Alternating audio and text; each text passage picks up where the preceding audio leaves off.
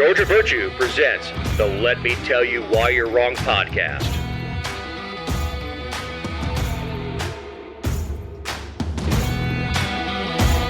Welcome to episode 224. This week, we have some runoff results, an update on the Burke County Sheriff, the inmate who said, "Just shoot me," and the big news of the week. I'm Dave Roberts. With me is my partner in this endeavor, writer, journalist, dog mom, and owner of the GeorgiaVirtue.com, Jessica Szilagyi. Hello, Dave. How was your week? It was busy. There's a lot going on this week. Yeah, there is. Chaos, but it was fine. How was your week? Busy. This is one of those weeks where, you know, you'd like to unplug, but the news just kept, slugging at you. We did see Freddie Freeman come back to Atlanta last week for the first time. And I think it's very classy of the way the Braves handle stuff with every former player that's coming through to get a ring to do a ceremony for him. But after watching all the video and stuff, Connie and I were both misty-eyed and don't know why, because I'm not personally involved with who Freddie is, but it was really well done. And then on the first game, they promptly beat the snot out of the Braves. But I know how much you love ball sports. Live and breathe it. I know as soon as we get off done recording, you're going to go turn on baseball, then golf, and watch the NBA finals or whatever the hell else is on. Yes. You don't even have anywhere to go with that, do you? No, I'm just trying to hurry and get the podcast done so I can get back to my sports ball. So get back to your sports ball. Well, speaking of getting beaten like a drum, Vernon is out in Georgia 10. He did. He got absolutely obliterated, and they called it super early. I think 2% of the precincts had been officially reported. I think, obviously with the congressional district, you're across counties, and I'm sure news was traveling, but it was a shutout. It was bad. Bad. I don't think he anticipated it being that bad. He didn't do that. He did worse in the runoff. Yeah. I don't know where Jones goes from here. Trump endorsed, obviously doesn't, like I've said several times, doesn't have the umph that some of these candidates seem to think it does. And I'm proud of the people of the 10th because they weren't swayed by an endorsement by the former president who lives out of state.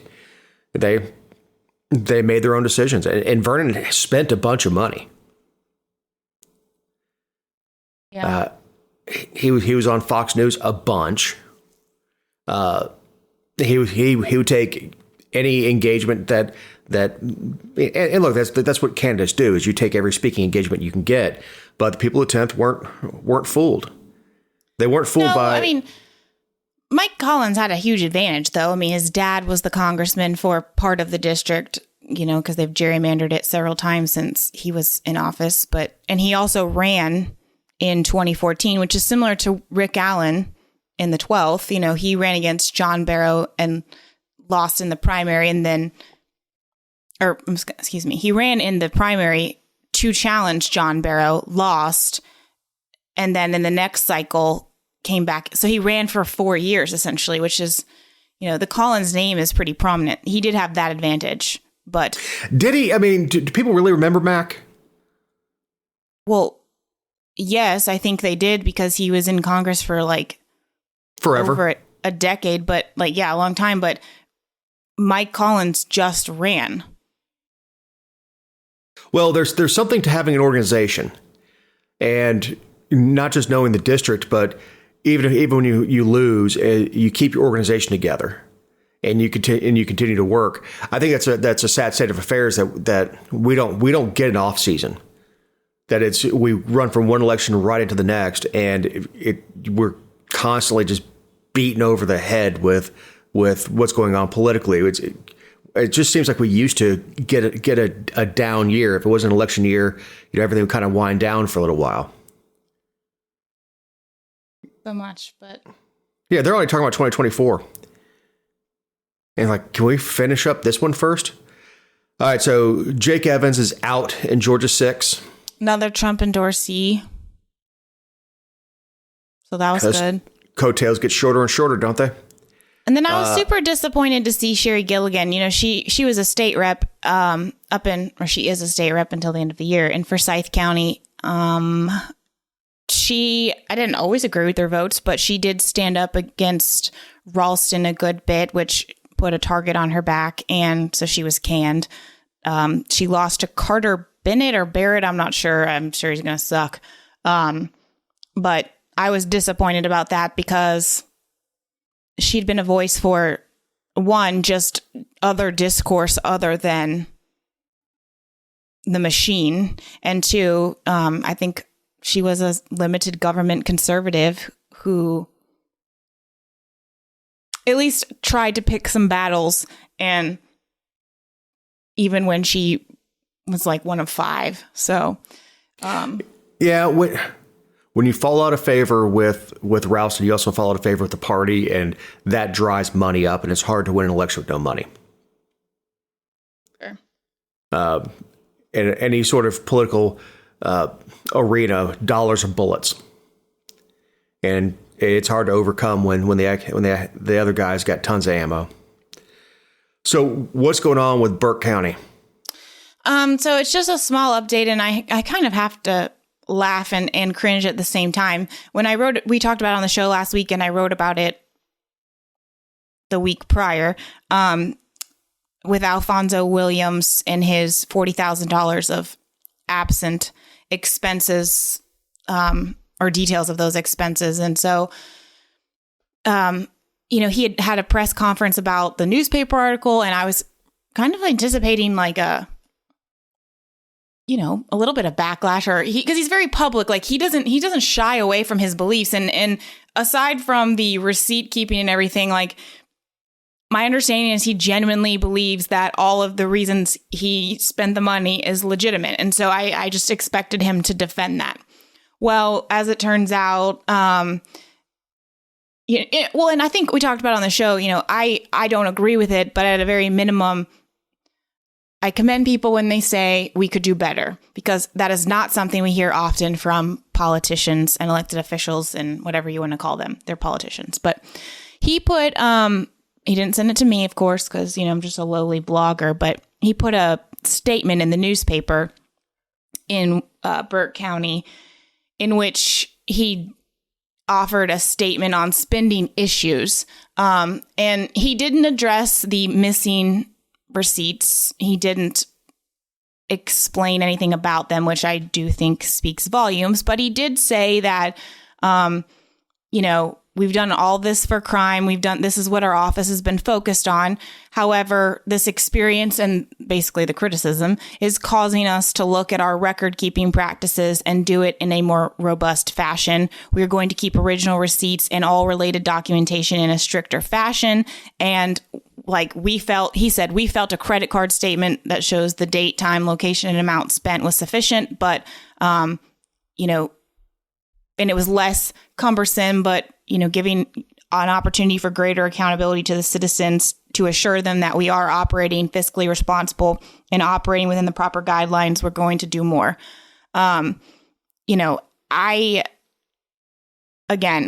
think that the money has been, I hate to say misused, because that in the general public's mind is like an accusation of a crime. And I don't want to go that far because technically we don't know because we haven't seen the receipts. But I think it was, it could have been used for a lot better purposes. And I think that if you really believe what you believe as an elected official in charge of finances, you've got to own it. And when you don't have any documentation to back it up, you can't own it. And so, at least going forward, they say they're going to keep receipts. And of course, I'll make sure that they do. But Well, that's good. I mean, yeah. I mean, I'm glad. But it doesn't excuse what has already happened, which is super no, it doesn't. Annoying. But it's not an admission of anything. But it's certainly saying that essentially what I'm hearing is I didn't do anything wrong, but I'm going to do better. I'm going to make sure that everything is abundantly clear, whatever dollar goes to. And you know what? I'm happy with it. Yeah, I mean, obviously not happy with the 40 grand, and I don't. Neither you nor I are saying that all 40,000 was misused. Right. No, it totally wasn't. I mean, there was absolutely some legitimate stuff in there. So, but we just don't know. And him saying that moving forward, that's about all you can ask for. Well, and I've said all along, like when you say, he didn't say I'm sorry, but like when you come humbly and say either I'm sorry or I can do better or I could do it. We're going to try something different. It just shows an act of good faith, whether it's genuine or not. And so I appreciate that. I also appreciate that the people in the community. And also, I mean, I have to commend it because when I said, when the people who were angry at me for writing the article, calling me a Democrat plant, which is hilarious because the sheriff is a Democrat. But, when they were angry at me, they're like, well, what do you want to happen? I'm like, I just want him to do better. I just want him to, from this day forward, start keeping receipts. I mean, I don't have any authority to do anything else. I just want him to do it better. So, I mean, I can't say anything else, but I also understand the community that is frustrated and that like one of the reporter who has been writing this locally in the newspaper was like, this arrogance and his ignorance of the law is costing us money and these antics could cost us more. And we still need to demand answers and hold him accountable. And, he should be embarrassed. And I don't disagree with any of those things. I think those things can still be true. Even if, because if you or I are driving down the road and we're driving 100 miles an hour and then we see a cop and we drop down to 55, we still committed that bad act. That's a pretty good analogy for it. Well, he got, I know you said it. You would have said it wasn't true. But yeah, he was speeding along and like, oh, someone's holding me accountable, which is what the role of the press is to hold those folks accountable. That's why we have open records in this country, in the state of Georgia. That's why we have open meetings. That's why we have so that everything that's going on is out in front of the electorate. So, I mean, good on him for saying that we can keep better records than they will going forward. I mean, I it's a start. It is a start. So we have the death row inmate who says, "Just shoot me." Yeah. This kind of got buried with the other news last week. Everything got buried by Friday. Everything. I mean, Friday morning, I had a couple articles and we're going to talk about it in a little bit, but when the decision about Roe v. Wade came out, I was like, okay, well, cancel, save as draft, like not going to do anything because everyone is just talking about everything else. But this guy, he was convicted in 2002, sentenced to death in 2002 for killing a bystander after a bank robbery in 1993. So he's been on death row for 20 years. I don't know what the reason was for the, gap in the crime and the conviction, but he's been on death row for 20 years. And through his appeals process, I guess he's been on some medications for a long time, for like back pain that is, debilitating. Like it's not like something he would take an Excedrin for. It's some sort of underlying medical issue that causes the back pain. So, he's saying that when because I think we talked about a long time ago on the show, but the cocktail of drugs, they use 3 drugs combined in Georgia to, sedate you, stop your heart, and something else. I don't know. that they Paralytic. combine all these things. What? A paralytic. Yes. So, which the paralytic is I'm not going to get into it, but he's saying that the combination with his would not allow him to be unconscious.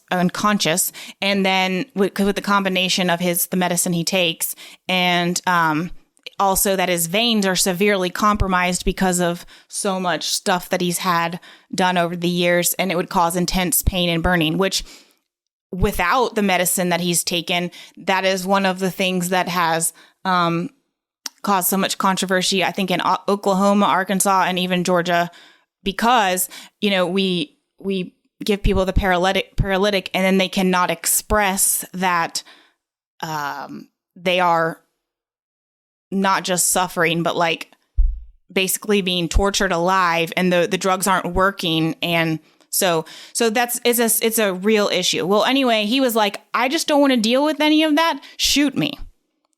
And Georgia was like, yeah, we're not going to let you do that because you had to ask under your habeas petition, and that time period has passed and all of those were dismissed. And so you've exhausted all of your options, and firing squad is not an legitimate execution option anymore in Georgia. It used to be. We used to have, firing squad,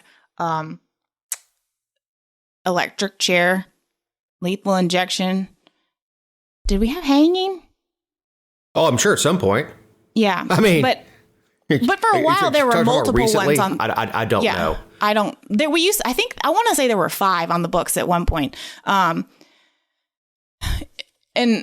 so anyway, he wanted to be shot. And only 4 states currently have a firing squad, which is Mississippi, no surprise, Oklahoma, Utah, and South Carolina. But his case went all the way to the Supreme Court, not the actual anything related to the case, but whether or not he could petition to be shot. And Roberts, Kagan, Kavanaugh, Breyer, and Sotomayor, they all said that the challenge could be made. It was a 5-4 decision. And that it's a civil rights issue, and he can attempt to show that the state's planned method of execution, either on its face or as applied to him, violates the 8th Amendment prohibition on cruel and unusual punishment. So they haven't ruled that, you can go be shot, but the state Supreme Court at least has to hear the argument. Of course, Alito and Thomas and Amy Coney Barrett, she said it was looking too far down the road. In my view, the consequences of the relief that a prisoner seeks depends on state law as it currently exists. And under existing state law, there is no question that his challenge necessarily implies the invalidity of the lethal injection sentence. He seeks to prevent the state from executing him in the only way it lawfully can. Well, I mean, I don't know what's more important, putting him to death or making sure we don't torture a human, whether they've been sentenced to death or not. Like we say that, I mean, I don't care if you're pro death penalty or not. We don't torture people. We just kill them. So, Amy. Well, together. That was the whole idea behind the guillotine, was that it was more efficient than the axe. Right. And caused less pain. So, within human history, modern human history, going back to the 1600s, we have endeavored to find a less cruel and more efficient way to put prisoners to death. When you talk about time before that, you talked about impaling. And we haven't done a very good job, by the way. No, but even electric chair was supposedly to be. Was supposed to be more efficient, kinder. That it would send electric shock to the brain and just put their lights out. The death penalty has become less and less efficient. I don't know that it has any effect on crime. It costs a ton of money. The state having to go argue before the Supreme Court is expensive. And they do in almost every single case. I mean, So it's not like, oh, it's just a few of them. And then everyone's like, well, like a lot of death penalty proponents say, well, we shouldn't have so many. It shouldn't take so long. They should be killed the next day or within the same year. Okay, well, that's never going to happen because we have a legal system that is supposed to be just. And we don't just take people outside or out back and shoot them in the head, much to the chagrin of the Ogeechee Judicial Circuit. Well, you're absolutely right. We have a process. What's amazing to me with the death penalty is how process has so much to do with it. It's somewhat obtuse. Like, oh, well, your time to file for this is up, so that's just it. And from what I see on this decision, the decision doesn't say you have to be shot. Doesn't say that you can't get the lethal injection. It says that the state has the obligation to hear the case. Right. You can't just throw your hands up and go, you had your chance. And her argument, Amy Coney Barrett's argument against it is that, well, Georgia doesn't allow anything else. Well, tough, Amy. I mean, that's just too bad. That you can't say that he doesn't have the right to have his argument heard about cruel and unusual punishment simply because there is no other option. That's the state's problem. Right. Yeah, and look, it may come back around that firing squad is the most efficient and least painful way to put somebody down. I don't know. I will say if we're going to have a capital punishment, we need to have a way of doing it. And I don't know what the reason lethal injection came about was probably because it looks a lot easier with the paralytic, because the person just lays there and goes to sleep. From sometimes. What everybody else is watching. But yeah, you have people with compromised veins and I know underlying health conditions that you haven't addressed in prison over the last 20 years. Right. And I know Connie has rolling veins. Mm-hmm. You have to be really careful when you give her an IV, and she had she's a back patient, so she gets injections in her back and all that stuff, which are very painful if you're awake for them. Well, one of the nurses putting an IV in missed the vein, so it just dumped the sedative into her arm, not into her vein, so she was awake for the entire procedure. And once they get into it, you're into it. So the executions get botched, and if we're going to endeavor our government to find the least cruel way, you want to find a way to avoid botched executions. Yeah, and again, I understand. I mean, most of the time we save the death penalty, or at least anymore. A lot of the people on death row, from years ago, I think it was more common. But these days, I think district attorneys are more selective in the cases they choose for death row, at least in Georgia. I have seen, like in Effingham right now, the only pending death penalty case is the one where the children were found buried in the backyard because it was so egregious. And again, I don't agree with it, but it's certainly not the hill I'm going to die on, because what they did was just horrific. Unconscious. Yeah, you can't even comprehend it. But, that's the line that you and I kind of and I don't care if these folks get killed. My problem is there are so many cases where we find people who were released after DNA evidence that was not available 30 years ago comes to light, and you find out we did have the wrong person in prison for 30 years. Yeah. Our system is too flawed and too imperfect and too conviction. It depends on the emotions of 12 people too dumb to get out of jury duty. But going back to the point about the egregiousness of the cases and everything, I mean, I understand, like, you get people's, I mean, you see a case, in the Effingham one is not a good one to talk about what I'm talking about, but like we're saving them for the most egregious cases. And you say, like, I don't care what happens to them. I hope they rot in hell. I hope, we all hope those things. The point is that it's the government doing it, and nobody should ever be okay with the government having the authority or the ability or the latitude, by accident even, to torture somebody. Like, that is not okay. I don't care what they did. It's not the government's role. It will never be the government's role, ever.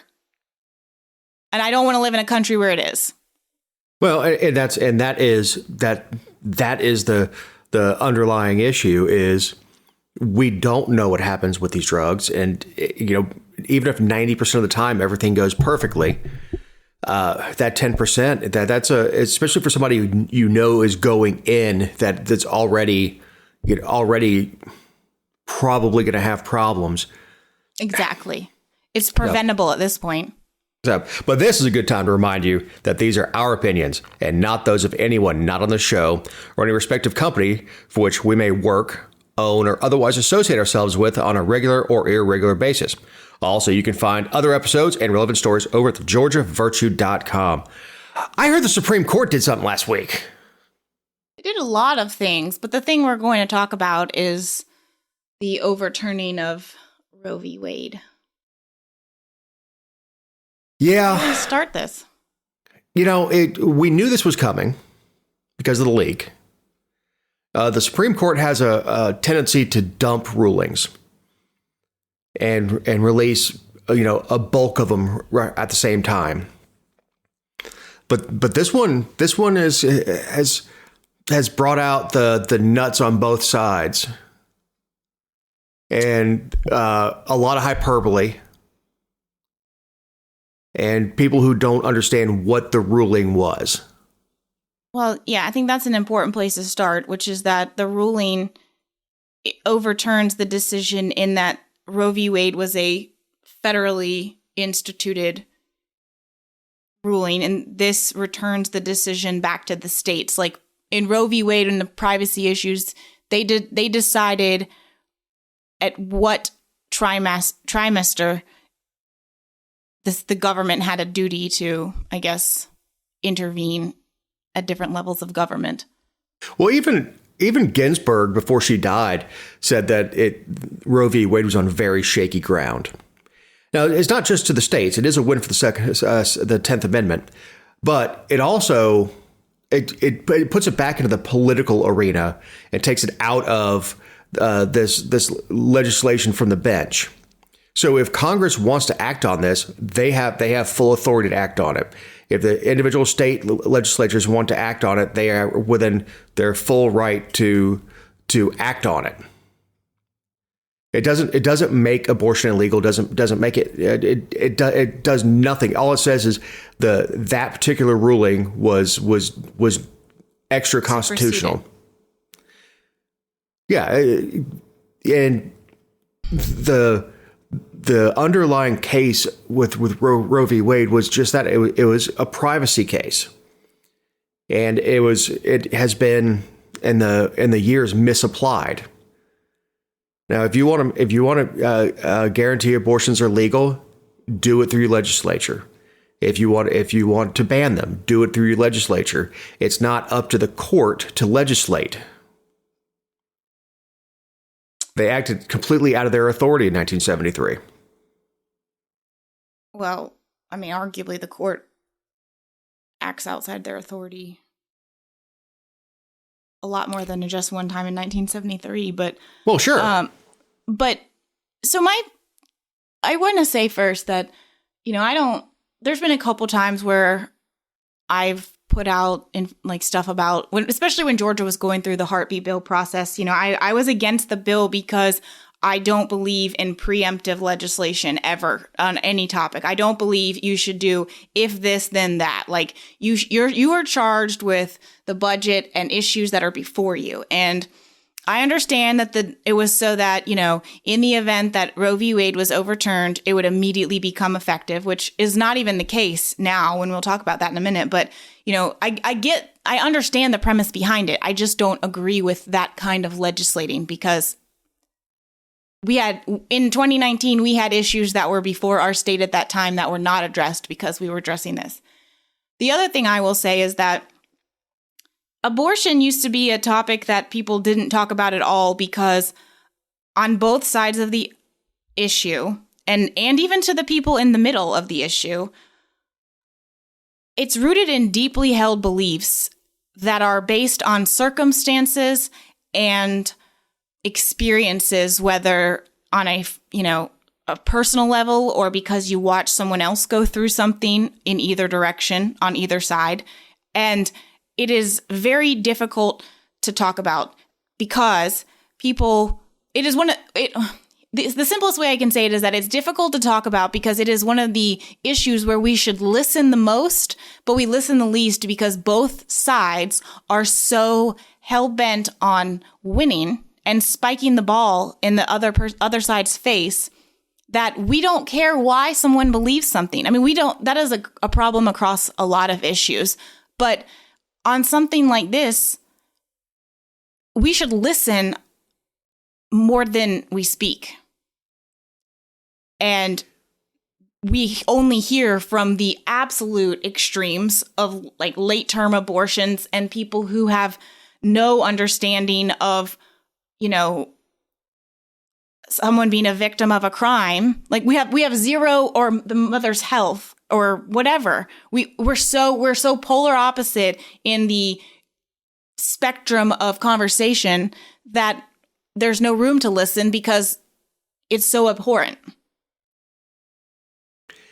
Yeah, and I told you I was driving through East Cobb on Friday and saw people protesting on street corners on Roswell Road, protesting the Supreme Court decision. Now, if that makes them feel better to protest it, whatever. It's your right. It's a public street corner. Do whatever you want to do. Just don't get in the way of traffic. Because that's the best way to get me to not like you, is to impede me getting where I need to go. In this case, it was go home after a long day. But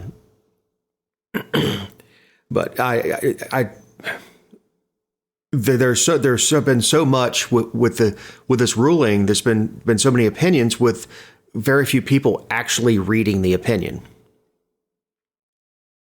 or have an understanding of what happened. Well, and I think I can say, from what I tried to stay off Facebook on Friday morning because I was like, I don't want to read the fits of rage and the spiking the ball over the net in the immediate aftermath. Like, I want to see what some people say after they learn a little, read a little, God forbid we have intelligent discussion about it. But people don't have the bandwidth for intelligent discussion. No, because it's completely emotion driven, because it's on deeply held beliefs or experiences. Like, how many posts of, if you agree with this ruling, unfriend me now? Oh, I know. My feed was full of those, and we talk about all the time that the Supreme Court rules on minuscule things. And it's should only deal with the constitutionality. Everything else needs to get kicked back down to the state courts. But the Supreme Court rules on constitutionality. And that's it. The fallout and all that stuff is neither here nor there. And it was a 6-3 decision, wasn't it? Because I think even Roberts went with the majority on this one.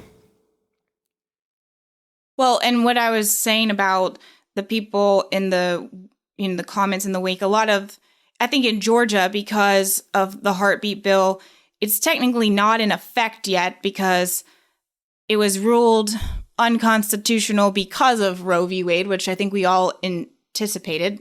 hence why I was against the bill, because it was preemptive. But there was an injunction put in place, and Chris Carr has said that the state is going to petition for a reconsideration of that injunction. And so I think people in Georgia they either don't necessarily know that that's not in effect immediately, or I don't know. But it's Chicken Little stuff. There's the people out there saying that it'll do away with the morning after pill. It'll do away with all this stuff. Planned Parenthood is out there losing their mind, saying that, we won't be able to operate and women's health care is going to suffer. We don't know what's going to happen in individual states. I even saw a graphic on the news before we recorded that showed, all these states in red there were abortions likely to become illegal, and Georgia was one of them. It's like, whoa. Easy. And you and I were talking before the show. It's going to become illegal. It's going to become, highly, highly restricted. It will be illegal to perform an abortion after 6 weeks, or, that was the contention with the bill, is that the providers will be the ones that are.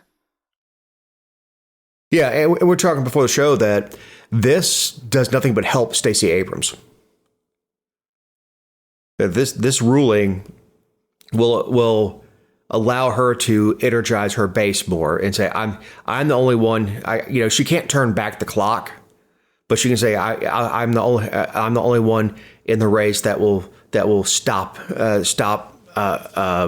further laws from being passed. I don't think it's just her base, though. I refuse to believe that everyone is on the fringe of the issue. I believe there are way more people. I remember when the heartbeat bill was going through the legislature, and I was in Evans County at a board meeting for the school board, and I was sitting during an executive session. I was sitting with 3 women, all of whom were over the age of 70, very staunchly conservative Baptist women. And they were all sitting there saying, I don't think I could ever do it. I don't think I could have one. But one of the women said, I'm not sure I could ever tell another woman she had to carry a baby, because I don't know all the circumstance. She's like, I just don't know that I could be the arbiter of that. And I remember the other lady, one of the ladies sitting with her was like, I know, that's an interesting point. That's a very good point. I don't know that I could either. And I remember thinking about rolling off my chair thinking, holy hell, I am in the Bible Belt sitting with women whose preachers would probably be mortified that they said this, but they truly believe that, they would never do it themselves, but they're not sure.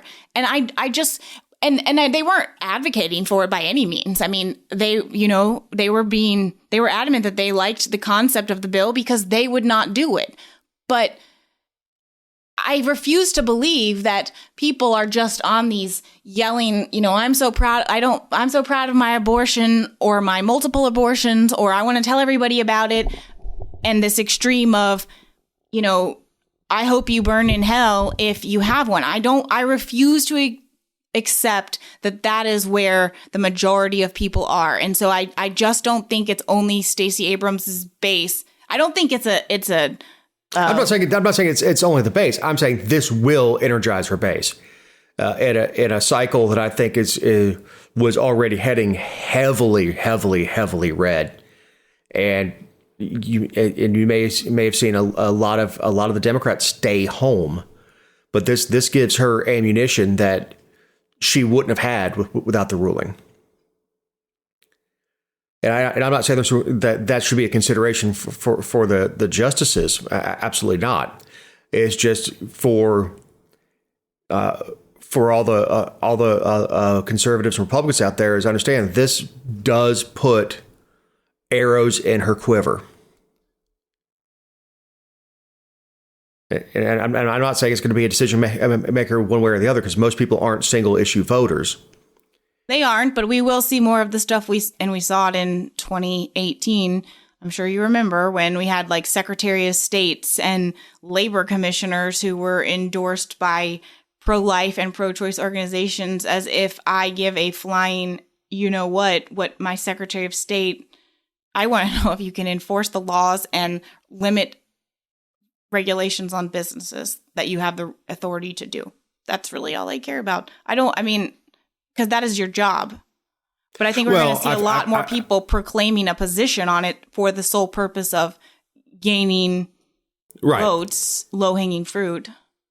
Well, and the governor would be in a position to sign additional laws and all that stuff. I've got a friend who's a city councilman, and people were asking him on the campaign trail, about things like guns and abortion and Trump, and it's like, I'm running for city council. I don't have control over any of that. What difference does it make? And I truly believe he's probably to the left of me on a lot of stuff, but we can still be friends. Well, a city council person would have more authority to impact something on abortion than Secretary of State. Well, this is true. The city council person with zoning. Well, yeah, Secretary of State run the elections and stop overly burdening businesses. That's it. That's it. But we're in this cycle where people who have nothing to do with an issue, and that's even so much as city councilman is a nonpartisan race, at least where he is nonpartisan. But getting those questions when on the campaign trail it's self-defeating. For Secretary of State to go and get an endorsement from the Right to Life Foundation or whatever it is, I appreciate that. I don't know. It's like the NRA endorsing a labor commissioner. What damn difference does it make? Or a department or the agriculture commissioner, like that. What does that have to do? What does the ag commissioner have to do with abortion? Nothing. Stick to have that candidate sit in their box. But we could easily do an hour on the coverage with the protests and all that stuff, but. Well, said that. Well, hold on, really quick. You said that there are some, because talking about the illegality, and since it's not a procedure that is covered by insurance, to my knowledge, I can't. I don't think it. You can go there. The argument is that women will have to travel across state lines, and you had said that you saw some headlines about. I did that. There's several companies, including Meta, which owns Facebook. Starbucks, I believe, is one of them. Disney, that will pay for an employee's travel time and travel expense to go from a state like Georgia to another state in order to receive an abortion. Obviously they have that right as a private company. That is sure. But and we were talking before the show about how in those instances, it's obvious that those companies started preparing their policies. If they're already, ready to be put in place, they were preparing that when the leak came out so that they could come out swinging about it, because, there's no way that they could get that instituted in an hour and a half. But it's an interesting. And I said that it. From a bottom line standpoint, it is far cheaper to pay for your employee's abortion than it is to have someone on maternity leave for 3 months and then have to reinstate the job. Just from a business owner standpoint. Clarence Thomas has said that in his he wrote an opinion that obviously was concurring, but offered some other perspectives, and he said that there are other things that we should revisit, like contraception and gay rights, gay marriage, all that jazz, because of the state issue. The floodgates that, Well, the floodgates. Yeah, the gay marriage thing. I said when it happened, I think we were on the show, it was the right ruling for the wrong reason. It should have come down that the government has no place validating the relationship of between consenting adults. Yeah, it's all about taxes. Right. But that should have been the reasoning behind the ruling, not that it's gay rights or straight rights or anything else, but the state has no place to validate or invalidate the relationship between consenting adults. And I say if you want to have 3 wives and everybody's consenting, more power to you. I couldn't handle 3 wives. Mm-hmm. I mean, I have 3 women in the house telling me what I'm doing wrong.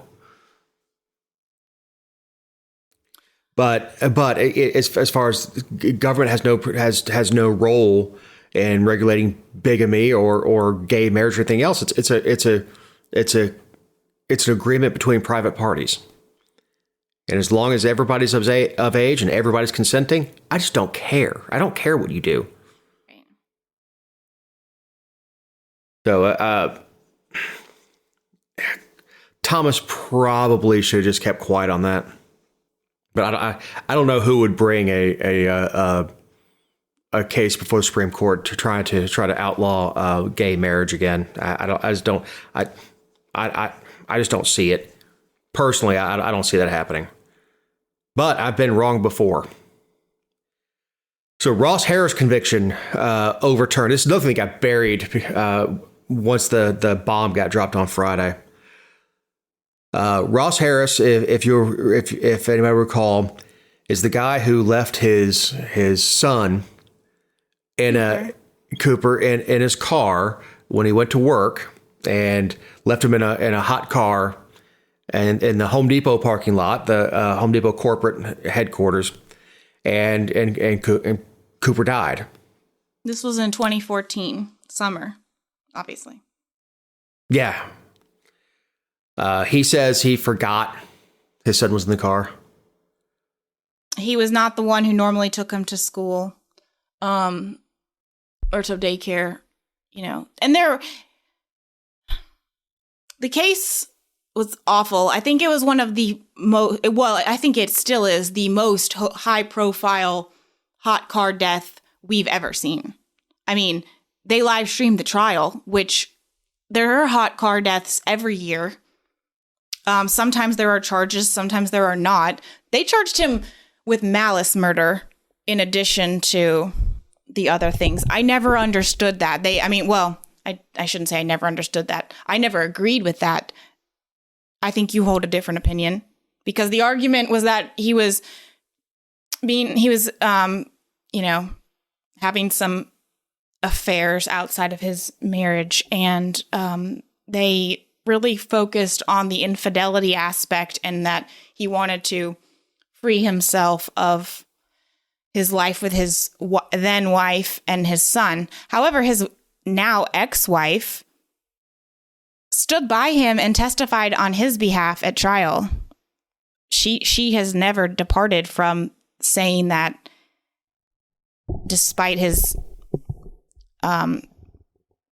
poor decision making in their marriage, that she had no question that he didn't do it on purpose.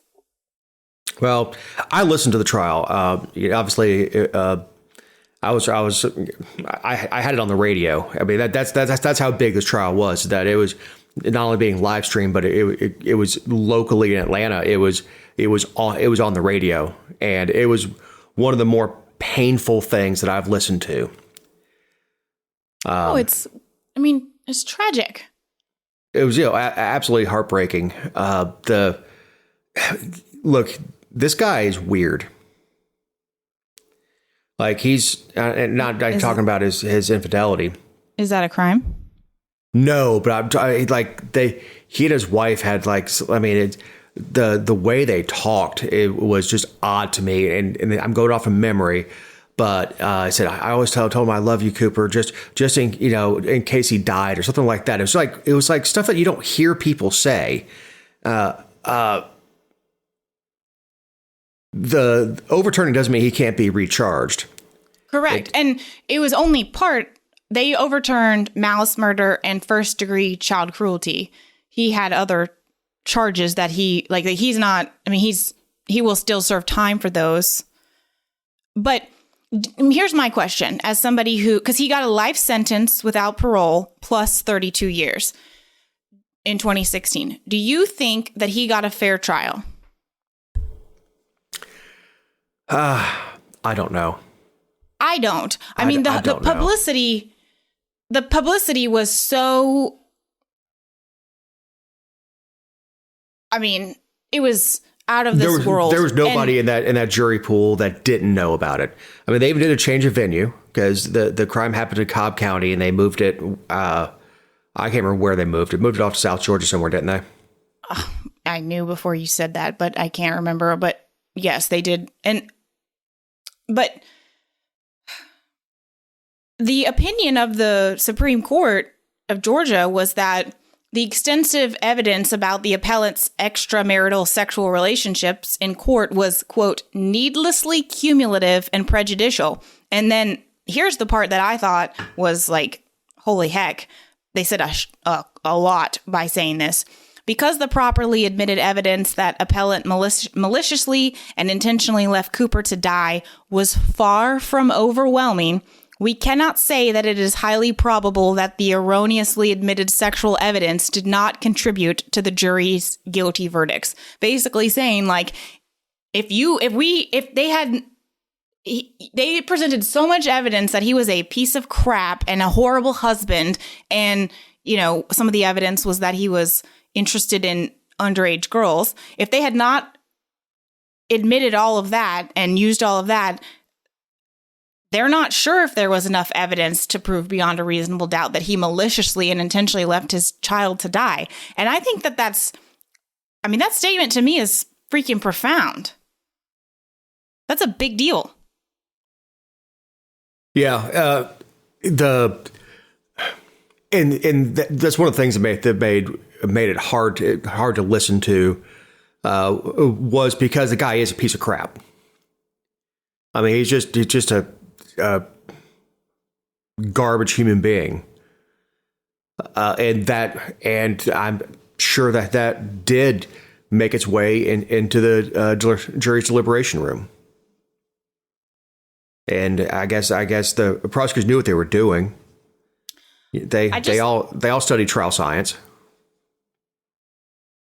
So I said, I just want to talk about how right I was in 2016. I covered the trial at length too, but I said in a Facebook post after he was sentenced that, he's obviously made some mistakes. He has terrible judgment and he may very well be a bad person, but we don't lock someone up because they may be a bad person. And I did not believe that the state ever proved malice, only that he did in fact leave Cooper in the car. And said, apparently in his statements to investigators after the incident, Harris said he would like to be an advocate to parents in an effort to try to prevent these types of things from happening again. Judge Mary Staley, told him after sentencing that he achieved that goal. Yeah. You don't, give me a break, Mary. I even put a comment down there, F this MFer, because he's just such a piece of crap. Okay, but did the state prove, if the state had a prima facie case without bringing up what a piece of crap he was, that they would have done that? Listen to this. So this is from 2020 when he started. This is what I put out when he. Remember when they said that they appointed Joyette Holmes, who was the Cobb district attorney at the time, to serve over the Ahmaud Arbery McMichael stuff? Right. So, Ross, you were right about South Georgia. The Ross Harris case was in Glenn. They swapped to the Brunswick Judicial Circuit and used a jury from down there, which might explain a lot because those are the people who elected Jackie Johnson a couple times. But they really don't have a clear understanding of justice until 2020. But the whole thing was just Joyette Holmes had all of them had relationships. I just don't think he had a fair trial. And if you want to sentence him I think he should be held accountable. I'm not even sure that for an accident, I think that there should be, leaving a child in a car to die. Even if it was completely an accident, I think there should be some sort of consequence. I'm not sure what that is.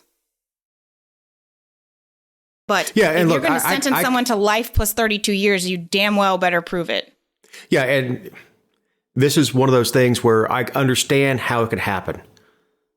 You're running late, not thinking about it, the baby's sleeping in the back, not making any noise. And, you run into the office. I understand that it could happen. And look, there was some bizarre behavior, like after the fact, and some of the questions that he asked, and some of his search history. So there's other stuff out there, and I'm going off of memory. I'm going off an 8 years ago with my memory on this. He's just I don't know, but if you're right, if you're going to stand on principle, you stand on principle. And if the state did not provide a prima facie case, you can't take somebody's life from them. And look, life was 32 years without parole was taking his life from him. Yes. And here's my thing. If you had to move, in Cobb County, where there were at the time 900,000 people, of course, some of them are kids and not all eligible to be jurors because, whatever. They'd be just as good as anybody else. The county is massive. And if you couldn't find an impartial jury there. Well, there's nowhere there's nowhere you could move the trial that people would not know and what then was going you had on. Prosecutors who got their rocks off by throwing the book at the guy. And the Cobb County District Attorney's Office, what's ironic about this, let's not forget who was the Cobb County District Attorney when Ross Harris was tried and convicted. His name was Vic Reynolds, who until Friday was the director of the GBI appointed by Kemp, if that makes you feel any better about it. It doesn't make me feel any better about it, but, until he was the DA. Then it was... Then there was, when he was appointed, there was an interim. Then they had another district attorney, and now they have another one because Joyette Holmes lost in 2020. So, we're like 4 DAs away from where we were when this happened. But they said they're going to ask the court to reconsider it because they don't want him to. They don't want this to be. What stuck? It was. Didn't he have something to do with underage girls? I think that's what stuck. So he's not walking free. There's Correct. time to. There's time 6 other charges, all of which were less. Yeah, and there's time to recharge if that's what they decide they want to do. And look, at this point, most people probably don't even remember who Ross Harris is. And the fact that this decision came down in a week that was just bombs dropping from SCOTUS left and right last week. This kind of got disappeared, and most people probably don't remember. So he would have a better chance at a fair trial now because the coverage just isn't. People just don't have the bandwidth to keep up with that. But just as we're running long, you got a closing thought. Kind of long, but in complaining about the courts this week, I just encourage you to go to thegeorgiavirtue.com to read the whole article. But, obviously we hear lots of stories about jailers and corrections officers sleeping with inmates, and they're charged with sexual assault because under Georgia law, an inmate cannot consent. And we talk about, that's not a good thing. Like whether it's consensual or it's sexual assault on the outside world, it's not a good thing to be a jail officer sleeping with inmates. I don't condone that behavior. However, a lot of times it is consensual in the sense of it is not a forcible, violent assault. The inmate, a lot of times females pursue the male guards and all this stuff. So anyway, going to Effingham County, there was a jailer this week who was sentenced for his behavior towards 3 inmates who he groped their breasts and other private parts and their behinds and kissed one of them. And he got 50 years to serve in prison. And there was another Effingham jailer 7 years ago who pleaded guilty to the same offense. He had 2 inmates instead of 3. And he actually had oral sex and sexual contact with them, both of them. And he got 6 months at a probation detention center, 10 years on probation, and $1,000 fine. And same county, same jail, same judge, same crime, same everything. Only difference is I can't imagine that one more inmate justifies 50 years over 10 years probation, but whatever. But just the discrepancies in the way we sentence and the way that judges have so much freaking authority to just throw the book at people if they're having a bad day. Yeah, you get the justice you can afford. Go read the article. No, they both had public. Well, you're right. You do get the justice you afford, but they, I don't. It's sick. It's so sick. It's so sick.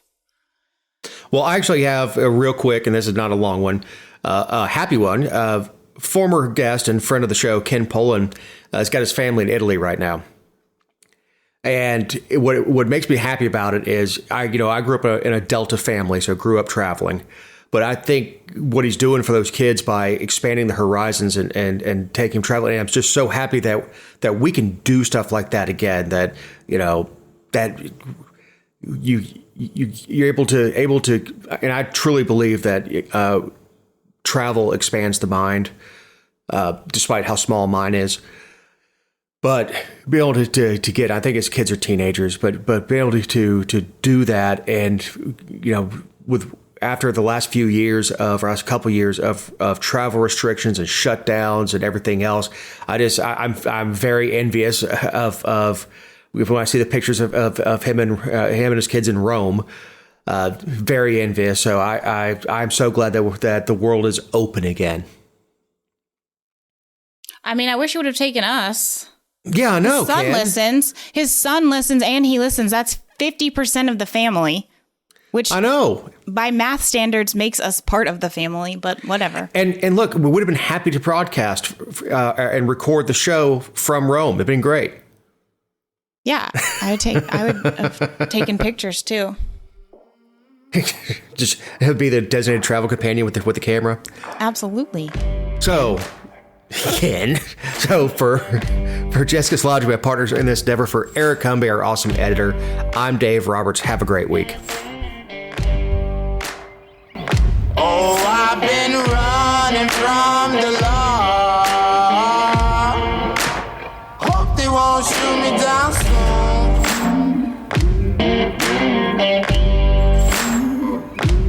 They sing on a sleepless night.